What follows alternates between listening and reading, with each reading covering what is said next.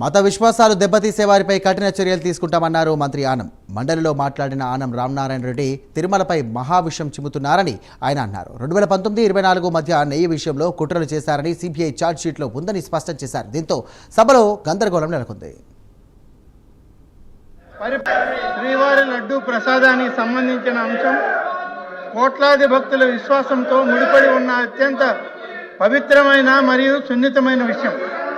ఈ సందర్భంలో శ్రీవారి లడ్డూ చారిత్రక నేపథ్యం, పరిపాలనా పరిణామాలు, లడ్డూపై తలెత్తిన వివాదం, విచారణ స్థితి మరియు ప్రభుత్వం చేపట్టిన చర్యలను సభకు సమగ్రంగా వివరించుటకు ఈ ప్రకటన సమర్పించబడుతుంది. అధ్యక్ష, అన్ని దేవాలయాల పరిరక్షణకు, అన్ని మతాల ప్రజల విశ్వాసాలను గౌరవించి కాపాడేందుకు కూటమి ప్రభుత్వం కట్టుబడి ఉంది.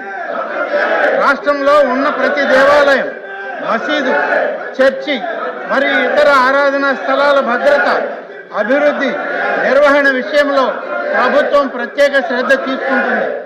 మత సామరస్యాన్ని పరిరక్షించడం ప్రభుత్వ ప్రధాన బాధ్యతగా భావిస్తున్నాం. ఎవరి మత భావాలను దెబ్బతీసే చర్యలు జరిగినా వాటిపై కఠిన చర్యలు తీసుకుంటాం. ప్రతి పౌరుడు తన మతాన్ని స్వేచ్ఛగా ఆచరించే హక్కును రాజ్యాంగం కల్పించింది. ఆ హక్కులను కాపాడడం ప్రభుత్వ ధర్మంగా భావిస్తున్నాం.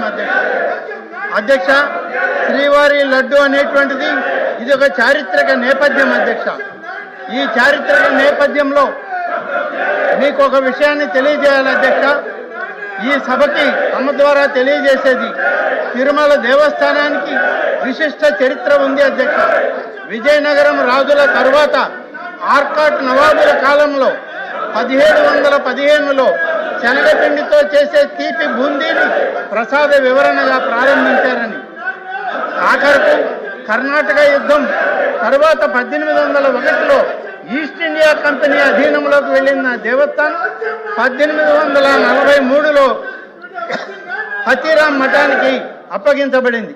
1927లో మద్రాస్ హిందూ ఎండోమెంట్స్ చట్టం అమల్లోకి వచ్చి 1932 తిరుమల తిరుపతి దేవస్థానం చట్టం ప్రకారం స్వతంత్ర సంస్థగా రూపుదిద్దుకుంది. అధ్యక్ష, 1933లో తొలిసారిగా పాలక మండలి ఏర్పాటు చేయడం జరిగింది. ప్రస్తుతం ఆంధ్రప్రదేశ్ హిందూ ధార్మిక మరియు ధార్మిక సంస్థల చట్టం 19